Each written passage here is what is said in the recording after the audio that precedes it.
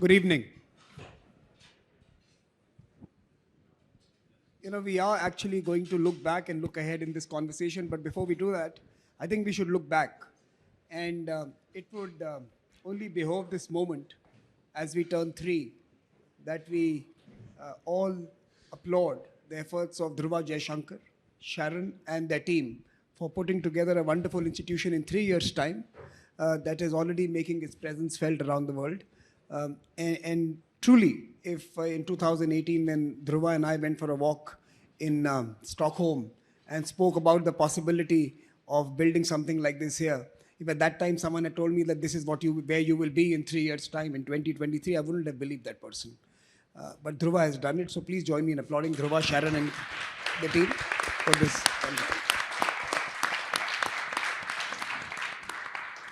They also make better videos than ORF India, by the way. Terrible. We've been trying to get that right. So with this wonderful panel, I thought what we could really do is go around the panel once and ask you a bit about what's been happening in the previous year. Maybe we could start with Carl. You're closest to me, Carl, in terms of both our relationship as well as the proximity. I thought we should start with you and ask you what's happening in Europe, what's happening in Ukraine. Jane asked, how is the Ukraine conflict going to end? What is the off-ramp? What are the likelihoods of any solutions there in the year 2024? Or what does 2023 tell us about 2024? Good question, to which I don't have a good answer. But will peace come? There was a question put to, it was quite interesting in the sort of the last few days, I think it was 4 or 5 days ago, that President Putin had his annual huge press conference. He skipped it last year, but he gave one this year. 2 things were interesting. First, there was opinion polls done, sort of reasonably reliable, in Russia. Prior to that one, it's a huge public event. And they asked, what kind of question would you like to ask the president? And the number 1 was, when will peace come? He was asked that question. And he said, yep, peace will come when I have achieved all objectives. And then he added, and they haven't been changed since I launched the war. It doesn't use the term war, but anyhow, since I launched it. And he said it is complete security and political control of Ukraine, effectively. So Putin is fairly sort of determined that he can only win this war, and it's true, as a matter of fact. I don't think losing the war is an option for Putin, because he knows that losing the war means losing power. And negotiations, compromise, whatever, is not on his agenda. That doesn't mean that there aren't others in Russia who would be interested in closing down this completely insane war from the Russian point of view. But he does control the country. He did have a fairly tense moment in the summer, if you remember. But at the moment, he seems to have consolidated power, and he's fairly confident that he can stay with the war until there might be change in this particular country. I think that is the only hope. So let me ask you on that. Now, as a European, as someone... I'm a European, correct. Yeah, I mean, we can't change that. But no one is perfect. As a European, what worries you? The possible change in government, fatigue factor, or even, you see the little bit of mischief the countries within your continent are playing as well? But you see, this war is going to go on for quite some time, I fear. It's going to go on until, or to backtrack, peace. Peace is a rather ambitious word. Peace will not come until we have rather fundamental change in the Kremlin, Putin gone. I think with Putin gone, things will change fairly rapidly in Russia. And it will not change... Isn't that a maximalist position? It's a maximalist, well, you might argue it's a maximalist position, but Putin has put out a maximalist position himself. If Putin had said, I'm ready for a compromise of some sort, then a compromise of some sort would have emerged at some point in time, after very much pain and difficulties. But he has put out a maximalist position, and that maximalist position is unachievable. Let me challenge you on that. Yeah, there would be a large constituency, especially in the different continents. I mean, Yep. we were in South Africa recently, and we had countries from that part of the world. They would argue that you've not given that compromise option to Putin to choose from. But I'm not aware of South Africa playing a major No, role not South in this Africa. war. I was in South Africa, and there were many countries there. I'm not aware of many countries playing any role in the battlefield. The war is fought by the Ukrainians defending their country. And I can assure you that the Ukrainians are going to continue to defend their country as long as they can. Okay. They might be, you might argue, they might be conquered by the Russians at some point in time. I think that's unlikely, but it's a possibility, in which case the consequences will be horrific, also for European security and I think also for global stability.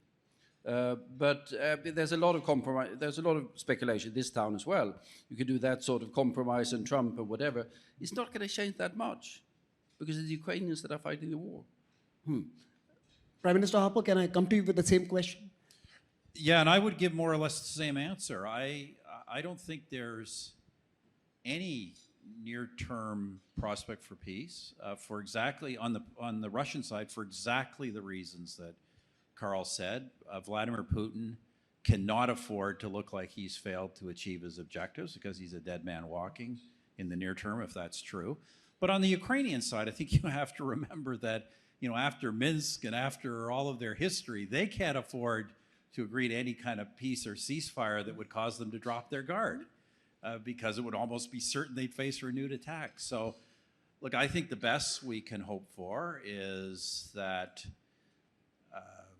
you know, fighting essentially becomes a stalemate along the line. A current line, by the way, which isn't that far off Ukraine's natural division between Ukrainian and Russian speakers.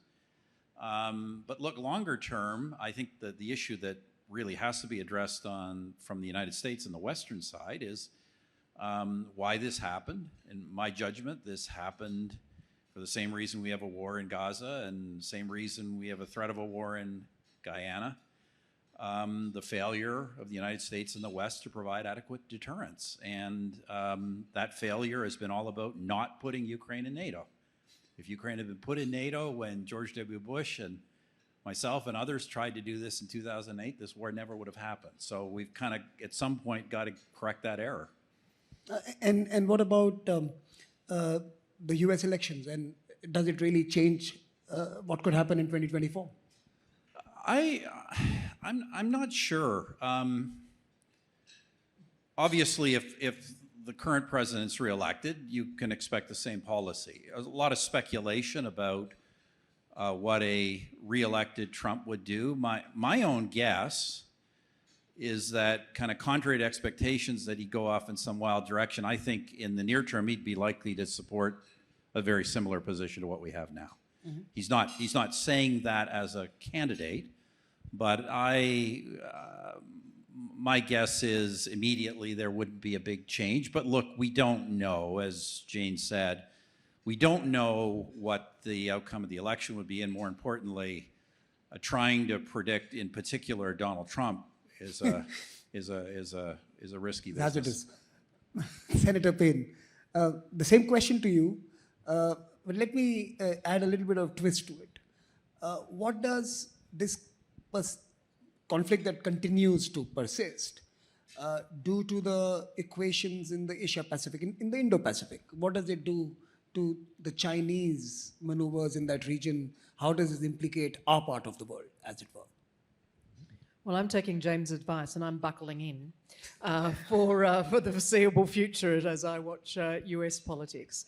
But I also think her observation about the most populous nations of the world going to elections in 2024, whether it is the United States or India or Indonesia, Russia, and a number of others, is a seriously confronting test for the democratic process, more democratic in some places than others, obviously.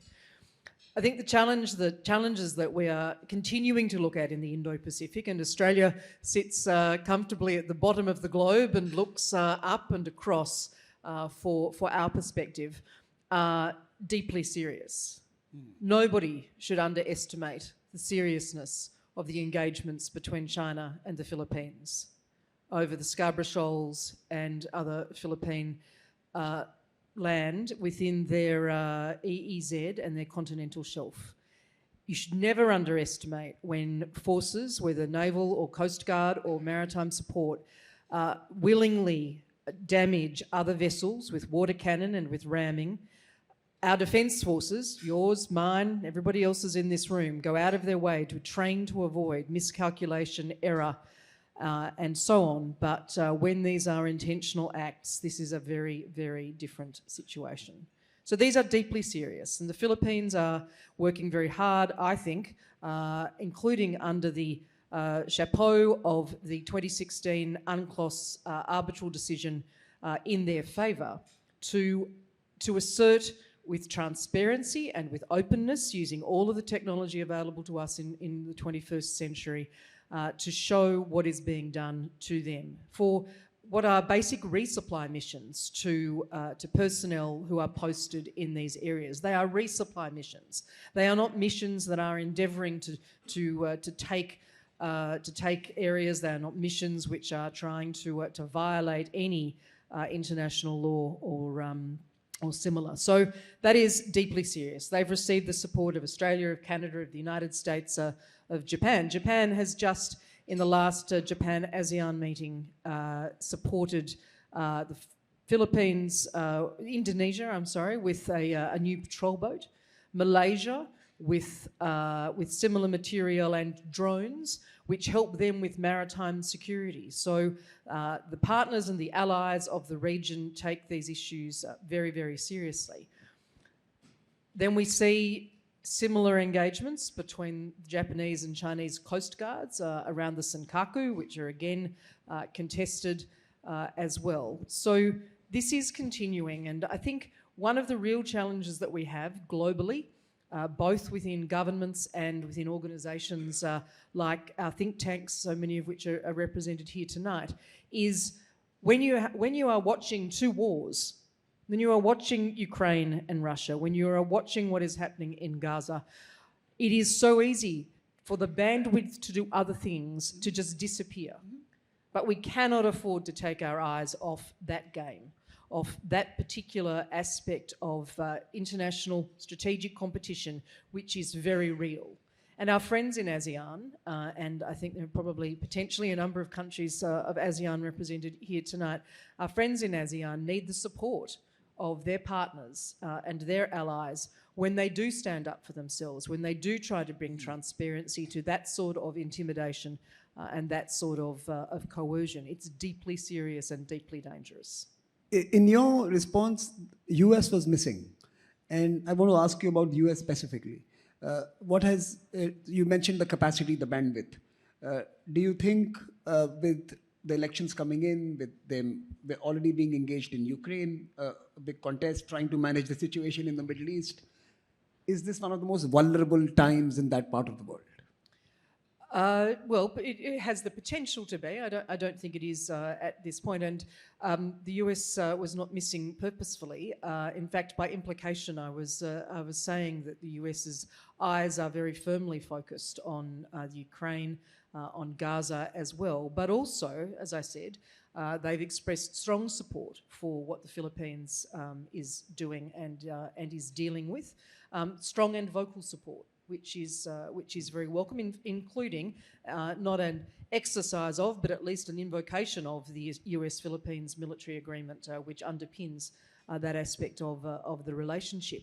But for me, what it means is that partners and allies of the United States, and no matter which category we fall in, have an opportunity and, in my view, an obligation to step up at a point where there are a lot of demands and a lot of tensions being placed on our good friend and ally, the United States. We have an obligation to go one step further, to reach further, to engage further, to make the views of, in this case, Western partners and allies very clear. David, would you want to come in on this? I know you focus on the more benign world of energy politics, but I think you are also part of the university system, which is quite political. Can I just say what a sign of normalcy that you describe the world of energy politics as benign? I think it's extraordinary that we have two significant wars underway in Gaza and Ukraine. We have these skirmishes that are very dangerous. Right now, we're not, it's not the most existential dangers, but they could really get out of control given everything that's going on. We had a whole bunch of people show up in Dubai. We had a gigantic conference about climate change. It was more or less a success. You had a communique at the end where diplomats did what diplomats do, which is they find ways to get people to agree even when they don't agree. It's a little bit like having an Indian wedding and then having a communique at the end of the Indian wedding. Listen, after the end of the Indian wedding, we have lots of babies. We have 1.4 billion people. So we have outcomes. Like the Indian G20, we have outcomes. Ambitious and long. So we had a communique, we agreed. The headlines were not related to what was actually agreed. But much more importantly, we have all of these side events that are going on related to decarbonization of the energy system, not fast enough to stop warming at 1.5 degrees. Whoever believes we're going to stop warming at 1.5 degrees is smoking and inhaling some amazing product. And I'd like, as a Californian, I feel left out of that party. But we're beginning to make progress. The world was on track for 4 or 5 degrees centigrade or Celsius of warming above pre-industrial levels maybe 15, 20 years ago. Now we're on track for 2.5 degrees. And it's because of a new theory of change where new companies are developing things, testing things. Some of them are working, some of them are failing. We saw the Dubai Climate Conference. We saw not just renewables, but nuclear in a way that I've never seen before at a climate conference, including from the younger generation. Extraordinary stuff on nuclear power. Across the board, methane, big agreement on methane, more or less telling people to do what the industry's known how to do for a while. So I think it's actually pretty extraordinary that we have all of these geopolitical tensions and we can still walk and chew gum at the same time and work on these longer term problems. The dean of Lee Kuan Yew School actually said that climate change could be the inadvertent cooperation arena, where in a polarized world, you could actually build coalitions. It might be difficult to cooperate in many other spaces, but climate could be one space. And I'm going to come back to our European to talk about nuclear power soon. I'm just going to come back, so hold that thought. But let me turn to Gaza. We've heard Gaza a few times. Let me turn to Ibtisam, and let's go to the Middle East. Big issue in your part of the world, but here as well. Just a few months ago, we were talking about connectivity corridors, normalization of ties between Saudi Arabia and Iran, Israel and others, and the Mediterranean to the Arabian Sea, and big announcements. They were ambitious, and these were genuine. There were leaders from each of these countries who had committed to move in that direction. What went wrong? Or has it gone wrong? Is it just an aberration? Are we going to pick up the pieces and move ahead? Or do you think there's something significant that has happened here, which is going to be a break from that trend we were seeing towards normalization of some sorts at the time? Look, Samir, there are things we call them, or give them expression, strategic shocks. Trump was of them. The pandemic, Ukraine, and Gaza war, which changed the scene. You are right. And that period we can see before Gaza war, all the regional players, they were in fatigue of confrontation, wars, name them Iran, Turkey, Saudi, my country, the Qataris. So they came to the fact that none of them can achieve or their goals is feasible.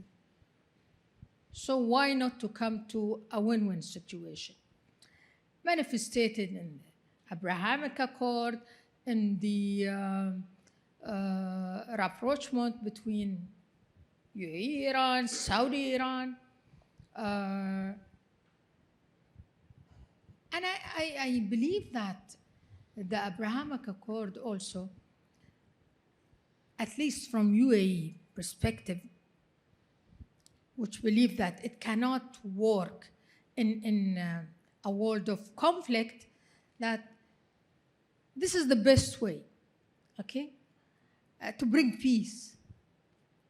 And at that time, Palestinian issues wasn't neglected, but thinking out of the box, how to approach peace, and at the same time, and we all remember that the condition put for the Netanyahu for freezing the settlement, okay? He did not do that, but we continue with that. And we were a believer in and we still believe in that. It's not about only normalization. It's about tolerance between religions. And I think at that time, many in the Arab world, although many condemnation we got, believed in that. This 70 years of war between Arab and the Israeli did not achieve anything. Every war, the Palestinian and the Arab losing more lands rather than gaining more. Gaza war was also strategic shock, is a game changer, as Abrahamic Accord was a game changer. But you have to know why this happened, Samir. It's not because something wrong with the Abrahamic Accord. It was because some of losers in the region, they tend to be spoilers. Hamas was a loser because the Saudi went to talk in their normalization or talking to Israel.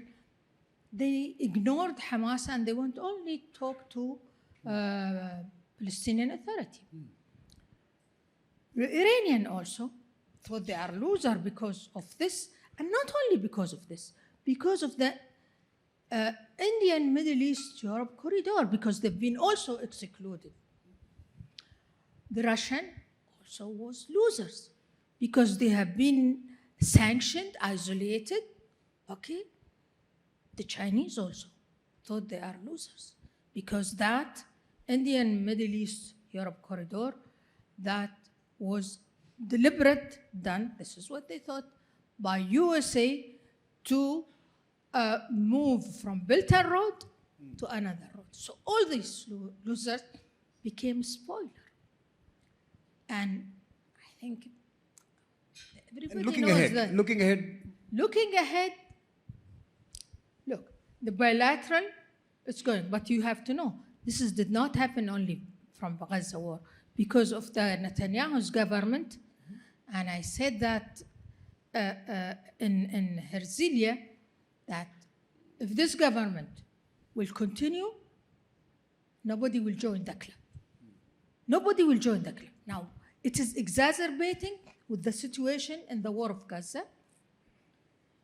The Arab street become more nationalist and become more Islamist. By the way, even the liberals, many of those liberals, I see them in the social media, okay, looking to Hamas as a hero, Palestinian themselves. So it's not easy to convince again the Arab street without reaching, without stopping the war. Now, who has interest to stop the war? Hamas has no interest. Netanyahu has no interest. And continue the war, it is prevent the Abrahamic Accord and what's coming from An-Naqab summit and all of those dreams not to fulfill its goals. Prime Minister, you have spent a lot of time in the region recently. You've been traveling and touring for and meeting with leaders in that particular part of the world. What is your take on what's happening? Is there, again, in 2024, a light at the end of the tunnel? Probably not in 2024. I'm somewhat more optimistic. I have a different take. I think what's really critical in the war now, and I'd say my view may be very different than many here, is that Israel actually achieve its objective, which is the eradication of Hamas. If Israel doesn't achieve its objective, then in effect the war isn't over and it will reignite at some point. If Israel, we had a game changer with the Abraham Accords, we had a game changer with this war, but if Hamas is eradicated, that is also a game changer. And then the question really becomes, how is Gaza going to be governed? And I think the real question there, you know, in the short term, I think it's really clear what's going to happen, regardless of what the U.S. administration wants. The Israelis are going to take responsibility for security in the absence of anyone else. Then I think the real question will be, will the more progressive Arab nations help to govern Gaza? Because if they don't, the alternative is either Israel or Iran, and Israel is not going to permit Iran to have proxies governing Gaza ever again.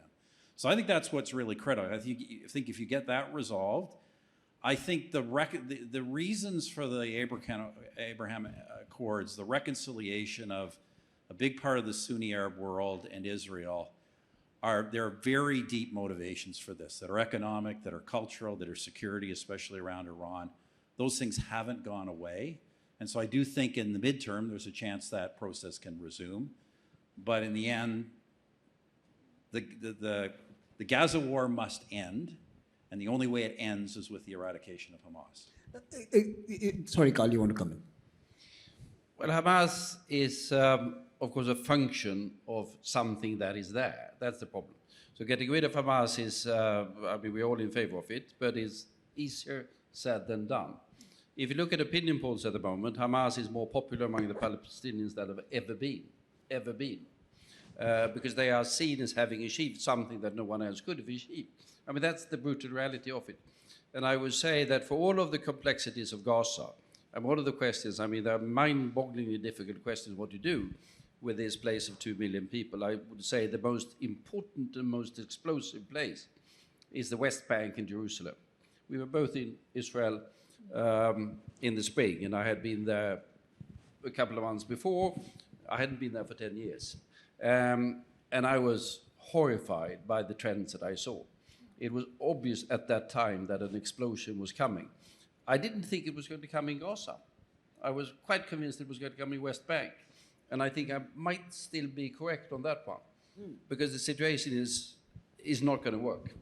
And that is why, if I have an effort at being optimistic in this particular situation, it might be that the shock of what has happened is so profound that it causes a rethink on all sides. On all sides. So to move to some sort of political two-state settlement.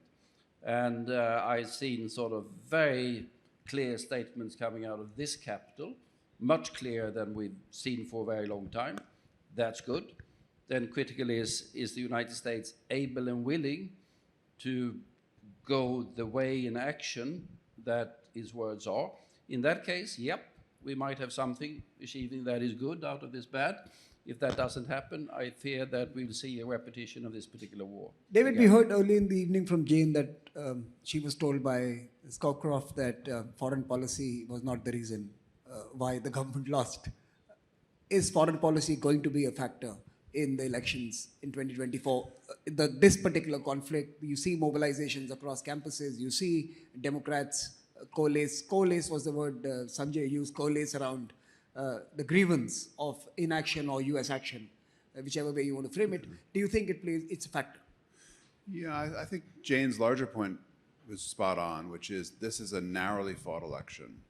And so therefore everything matters. And you see crazy things. You see younger generation upset about the US position in support of Israel and therefore withdrawing support for the Biden administration. It's just unbelievable. And they may not show up at the polls. And we saw in the last election, turnout really matters. Turnout will really matter in this case. So it's hard to predict. I think we all have kind of put on the seatbelt sign on the airplane and said, get ready for a rough landing. It's going to be a very interesting period the next 11 months. My guess is the election is mostly going to be won on sentiment. Sentiment is being formed, voter sentiment is being formed right now for what's relevant next fall. We have this incredible disconnect between the data, which show the economy is actually doing amazingly well. Wage levels are up, a bunch of other things. It's not perfect. And then you see this kind of malaise, and it's not just an inflation malaise, it's a malaise. There's this lovely piece that Fareed Zakaria has in the current issue of Foreign Affairs that's about how do you, what's gone wrong in America where you are able to win an election by talking down your country. And that's what Trump did successfully last time around. He may well do successfully this time around. Prime Minister Harper, I can't resist but ask you, so pardon me. How's Canada doing? Look, don't get me wrong. You, Serious I question. was going to say, mean, I wasn't look, sure how you've been more. how was you that a were going joke, to phrase this question. I mean, look, I didn't know how to phrase this question, but millions are talking about your country. You must be happy, right? I'm trying to be diplomatic about this. We've talked, and I've heard you talk, Samir, about parts of the world, India certainly, that's so central to ORF, the Gulf, and maybe a few others seeking what you call strategic autonomy. Correct. I would describe the current Canadian foreign policy as seeking non-strategic autonomy. That is, seemingly fights with everyone for no apparent reason. So look, we'll just leave that aside. Look, the reality in Canada is this, and look, I'm not a supporter of the government. I think everyone knows that, so my views won't be a big surprise. But I think, objectively speaking, first of all, I might dispute with David about how well the American economy is actually doing. It's clearly not doing well in Canada. In fact, the real income, the per capita income of Canadians is actually declining in the last couple of years. And there are very few prospects of growth. For that reason alone, the government is 20 points behind in the polls and will be defeated in 2 years. So that's kind of the prospects for Canada. And I don't think, you know, there's always, of course, a chance that a government's in trouble, seeks a bunch of new policies to turn things around, but I think we're likely looking at 2 long years and then a change of government, and then we'll see what happens. I also wanted to ask the panel, and I'm going to bring some of you in. I think I've already alerted some of you, or my colleagues would have reached out to you. I want to bring a few of you into this conversation, but before I do that, I just want to ask all of you. 50% of the world is going to be electing their leaders in the coming 12 to 24 months. It's the first time in the digital age that this is happening. It's never happened before, right? US and India have elections in the same year only once in 20 years, and we didn't have X or Twitter 20 years ago. So this is the first time it's happening in a highly mediated ecosystem. Fake news, propaganda, misinformation, interference, outside actors, name it. Everything is going to happen. Deep fakes, synthetic truth, name it. The challenge is none of these. The challenge is the demographics in our own countries. We saw young people, you said young people are actually going to allow Trump to win because they don't agree with Biden policy on Israel. I think that's what I understood from what you said, David. What's happening with the young generation? Have we lost them? Do we get them? Do leaders understand them?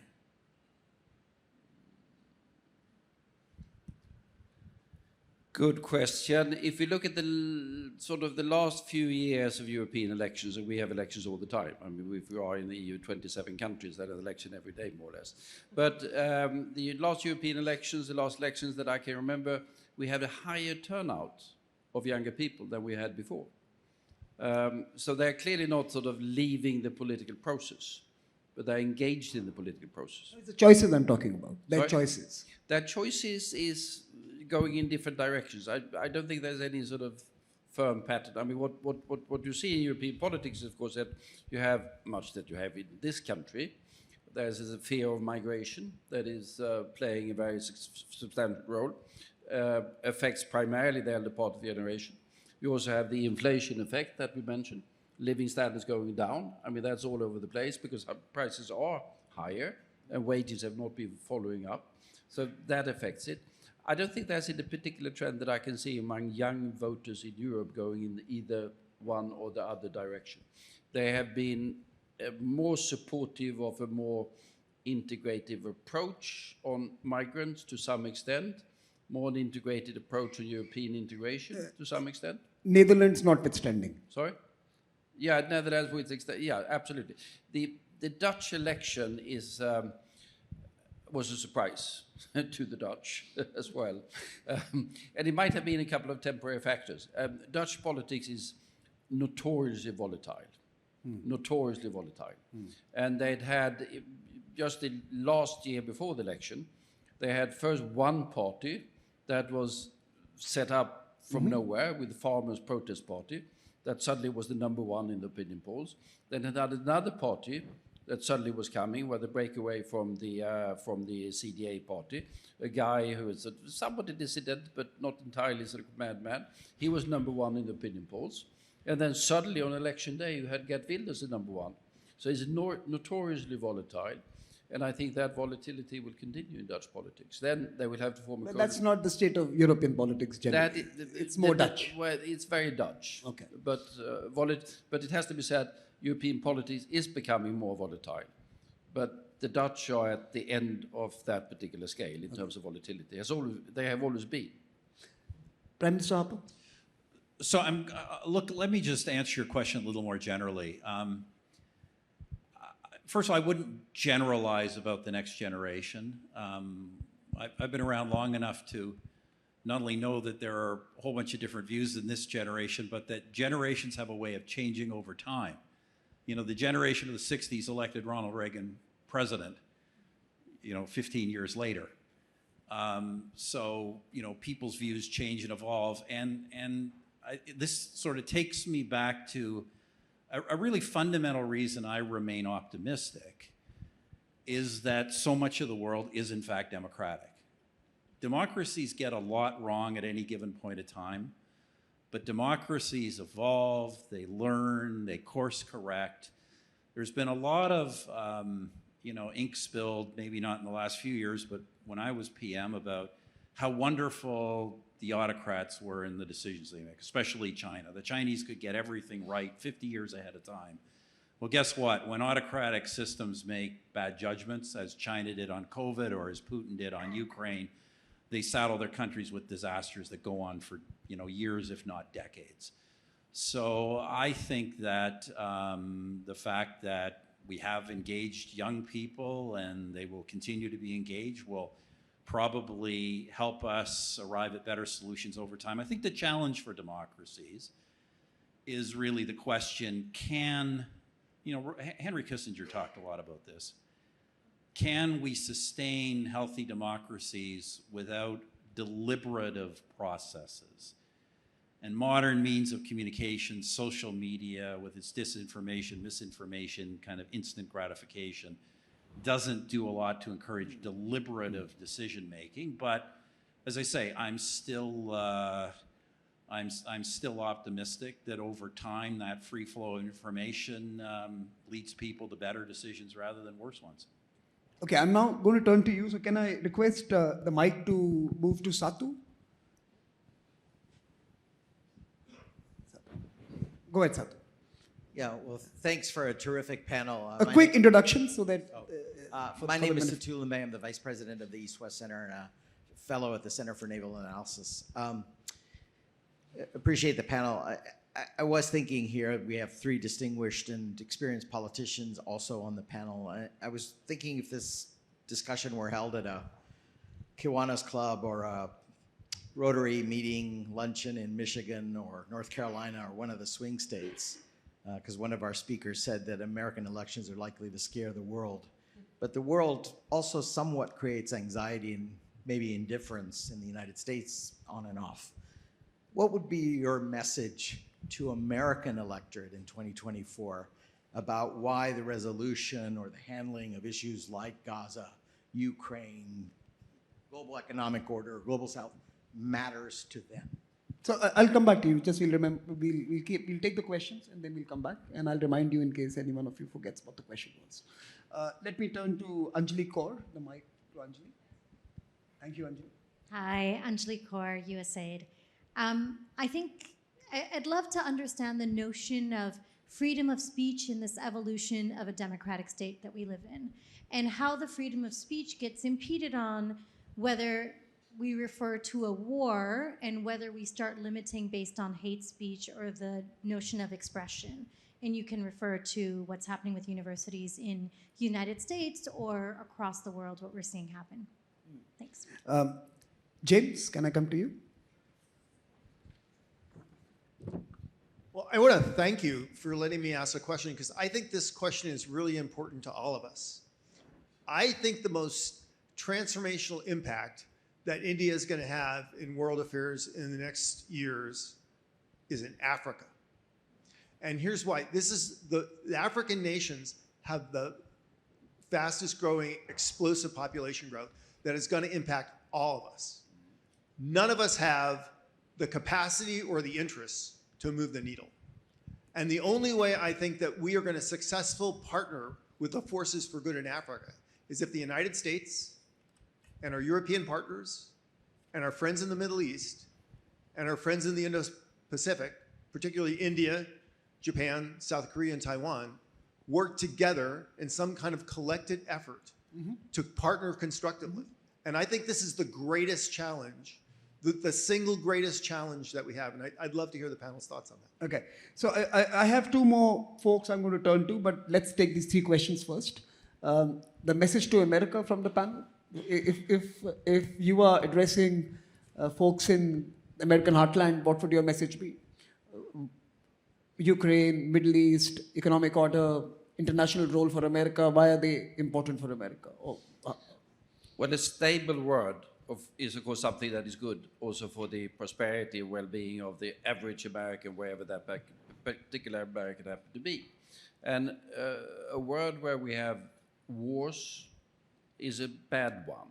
And the US has a powerful role in stabilizing different parts of the world. If you would let, I can't say that the United States can do it, but I mean, if Putin were to win in Ukraine, no question that would embolden China, no question that that would make the challenges in the Pacific much more complicated, no question that that will complicate the issues also bringing stability to the United States. So they all link together. Stephen said that's an absence of leadership, or whatever you said. There is that link between the different conflicts that is related to the way in which America is prepared to exercise its powers, and you might also say its responsibilities. Senator Payne? I was told for years not to give free advice to other countries as a diplomatic representative of my own country, so I've spent a lot of time avoiding that.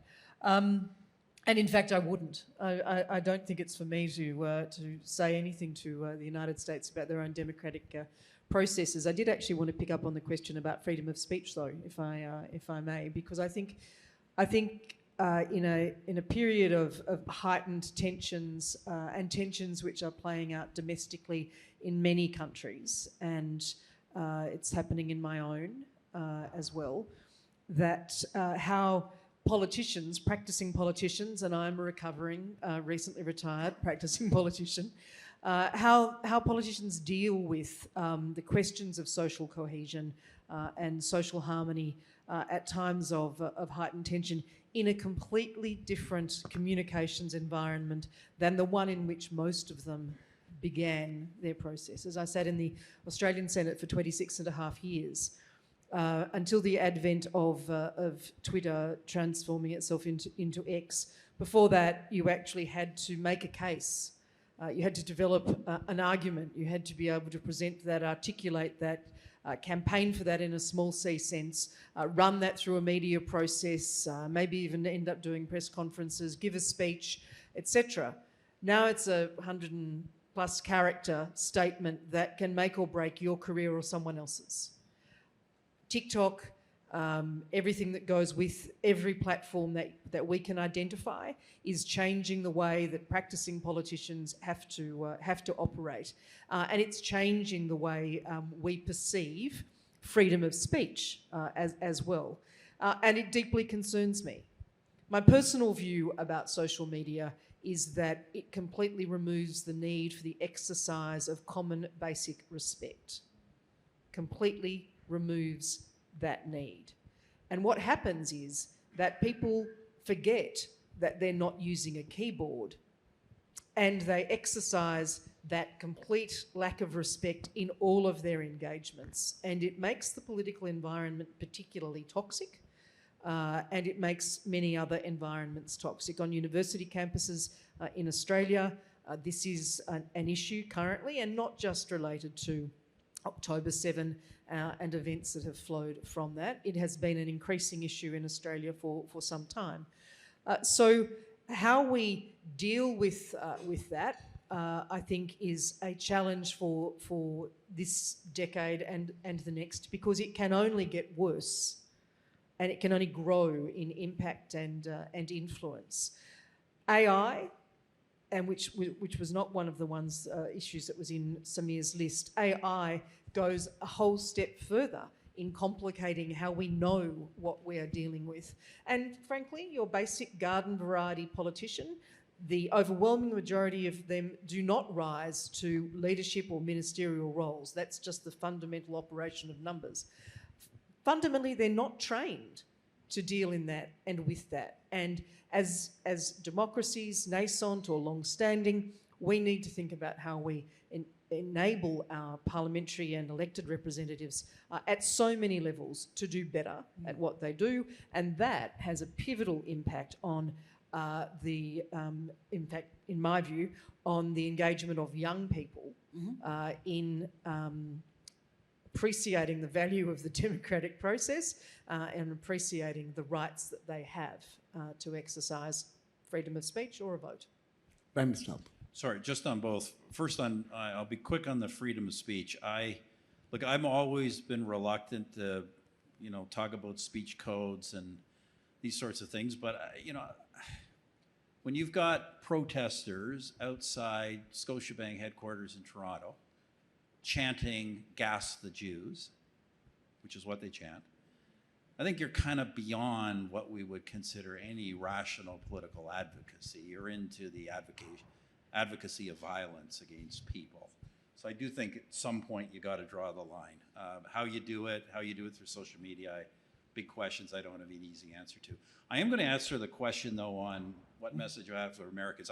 As a Canadian, I always used to say, like you, I'm not going to tell foreigners how to think, but with Americans, we Canadians always think they're not really foreigners. They're just our neighbors and brothers here, or cousins.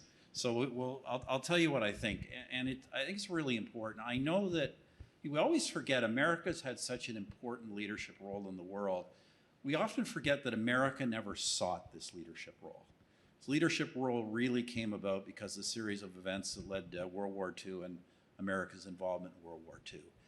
And America's made lots of mistakes, but we've had under American leadership in the world for the first time a dominant world power that was rules-oriented, not conquest-oriented, and it's made a huge difference to the world. And a lot of us have been very sanguine over the past couple of decades about decline of American power, multipolarity, etc. But I just think there's just growing evidence that a world without strong American leadership is not going to be an alternative rules-based order. It is going to be a law of the jungle. It's going to be all about power politics at all times. And so I just think it is so essential for the world that America assert leadership, no matter how frustrating that leadership is as an experience, no matter how often it isn't followed. I think it's important that America do that for the world, but also for America's own interest. If Putin conquers Ukraine, the entire security of the European continent is altered. If Israel were ever to fall to jihadists, the entire Middle East is altered. And God help us if we had a Chinese invasion of Taiwan. And to think Americans cannot believe that these things would not have a real serious impact on the United States if they were to happen. So I just think the U.S., as much as it hates world leadership, must exercise it. Yeah, and maybe I'll offer advice to... I'll just come to David and then I'll come to this. Go ahead. Maybe I'll offer advice to incumbents, not just Americans. I mean, when the voters think that the world is on fire and they've got this pipe of information that's not really deliberation that comes out of social media, I think it's not surprising that they're upset with institutions, and for the most part, respect for institutions is very low. And so I think incumbents everywhere are in trouble. So we're going to see a lot of elections, and we're going to see a lot of incumbents lose. I assume we're going to see a swing to the right for the most part. And I think they have to articulate what Stephen said here, which is what's the role of, why is it important to have rules-based order? What are the tangible benefits from that? I'm an unabashed internationalist. Maybe that's why I'm in a university and not running for political office. But I think we've got to really articulate that. And that relates to the answer on campuses. I'm on a university campus. It has been a bad few weeks for college presidents. It's never good when your leaders of important academic institutions are being parodied with success on Saturday Night Live. When you're helping Saturday Night Live be funny, it's not good. It's just not, Saturday Night Live, for the most part, needs to get funnier. I think they have failed to articulate why we exist in universities. And part of this is speech. We are so obsessed around the abstract notion of freedom of speech and not enough attentive to content and responsibility for content. Ebtisam, sorry. Well, in the Middle East, they think American create problem when they step in, and they create more problem when they step out. Okay? I would say, we have different America. I mean, it's becoming, since Obama, I would say, there is a gap between the American and the Middle Eastern. Okay? And United States has to know the region. I mean, miscalculation create a lot of problem in the region. This has happened with Obama, happened with Trump, happened also with Biden. What happened in Afghanistan, nobody forgot. Okay, this has also made the images very dark. That about what kind of values the Americans are holding. The double standards also. This is one of how the Middle Eastern, when I'm talking about Middle East, is the Arab countries, okay? And they are thinking the Americans are biased for Gulfists when it comes to Iran, and still it's biased. And a lot of mistake has been done and not ratified, okay? If United States think that the region is not important, it is very important. What's happening in the region, bringing always a United States aid. So if there is a new administration coming, who knows, need to understand the region from the people in the region. I meet many people that are saying, I'm a specialist in the Gulf. How long have you spent in the Gulf? I stay there 1 month. Come on. Even the Gulf, there's difference between the Saudi, the Emirati, the Qataris, the Kuwaitis, they're different. So you need more consultation with the people in the region to more understand the region, to take the right decisions. My name is Mariam Wardak. I run an organization called Her Afghanistan, and I also dabble in media. It's really interesting that all the topics that we've discussed from United States all across the world, I just wanted to know the perspective you hold on Afghanistan's current situation. So that's the final intervention in Afghanistan. Your assessment of what's happening in Afghanistan, why have you forgotten about Afghanistan? I think that's a fair question to ask.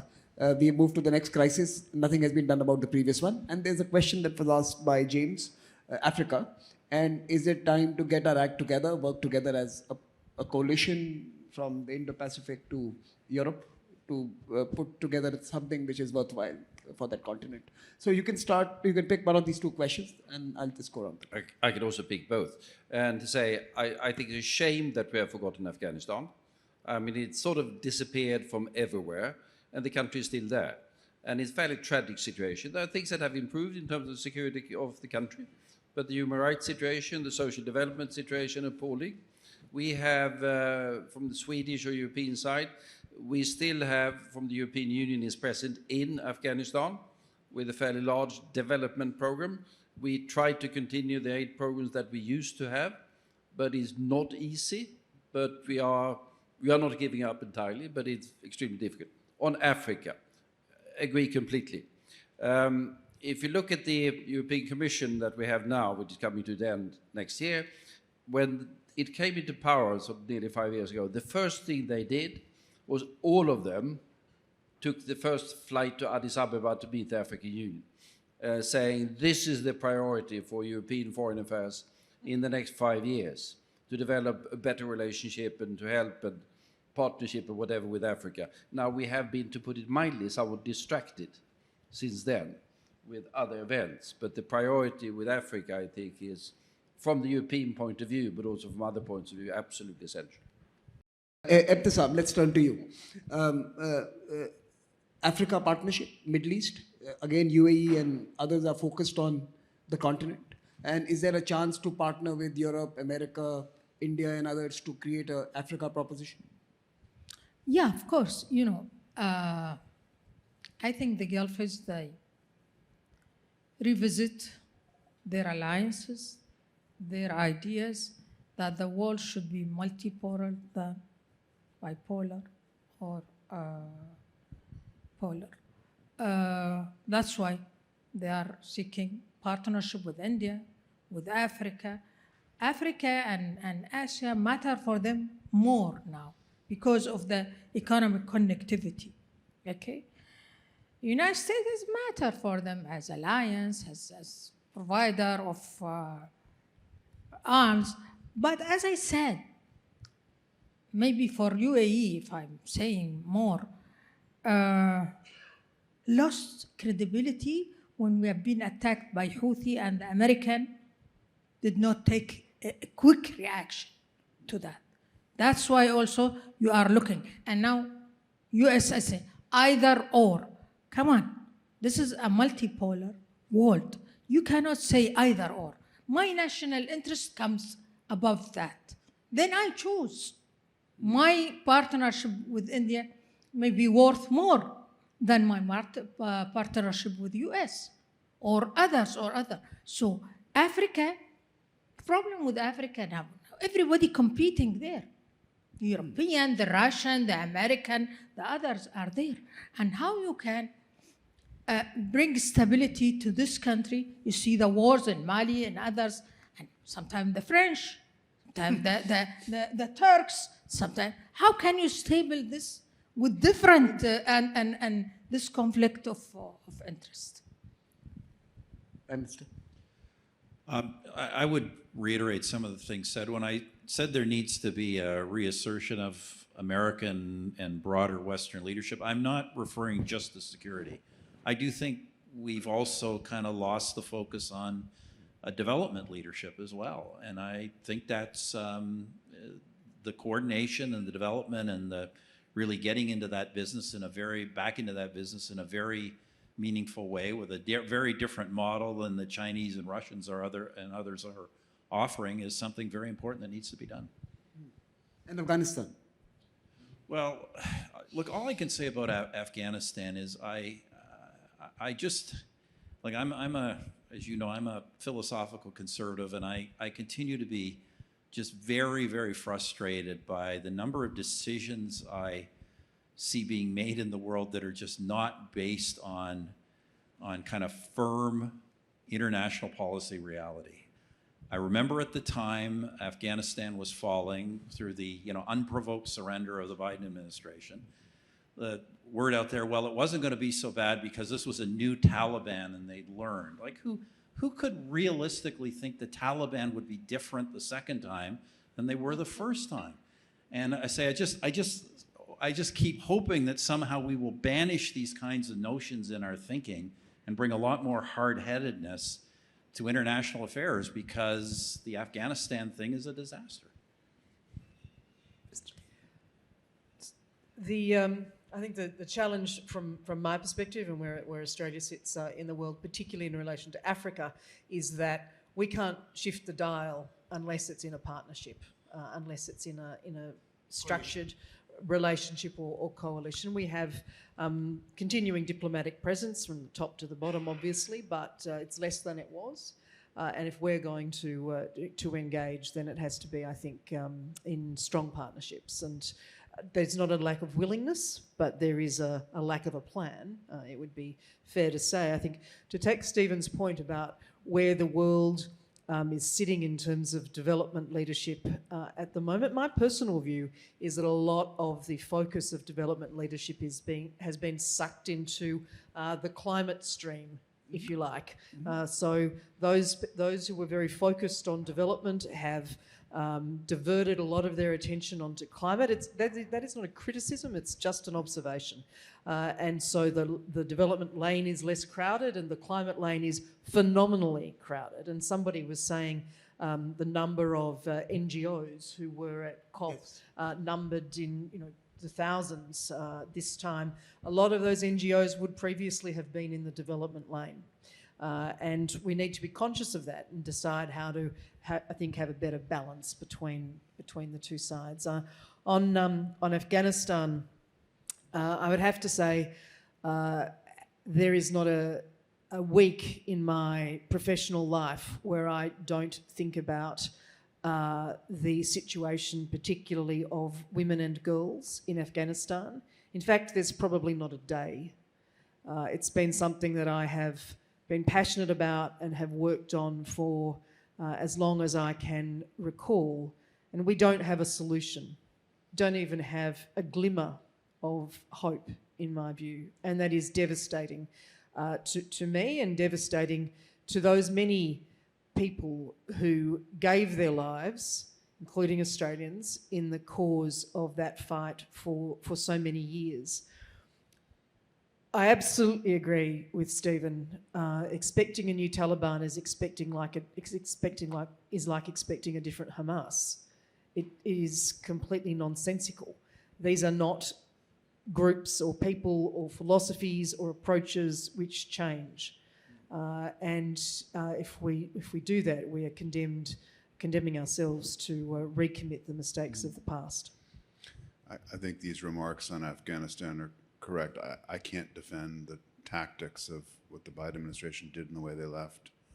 I do think Afghanistan is one of the many places where, absent a clear articulation of strategy, there's fatigue in the American public and many publics for actions overseas. But I want to close on this issue of the Africa question, if you like, and suggest that insofar as we start worrying about climate, we should probably think less in the classic foreign policy geography terms. What should we do about Africa?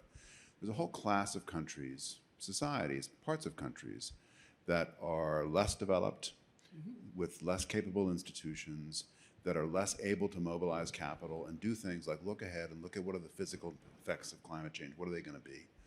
We are making progress on the climate problem overall, but we are in for a lot of climate change. And that will disproportionately hit the most vulnerable countries. And many of them are in Africa, some of them are in India's neighborhood, some of them are in Latin America, and Pacific Islands in particular. And so we need a strategy there. And I think it's actually, I'm going to make a sharper point than you were implying. I think it's actually a huge loss that we have so many NGOs that were development focused, and have now gone on to climate, but have not understood the fundamental problem in climate, which is not actually the emissions from those countries, it's the resilience. And so resilience is the key here, and that will be the big stumbling block politically for future climate talks. They dodged a bullet this year with this loss and damage fund, which doesn't really exist. I mean, it exists, but doesn't have any money, doesn't have a strategy. Other than that, it exists.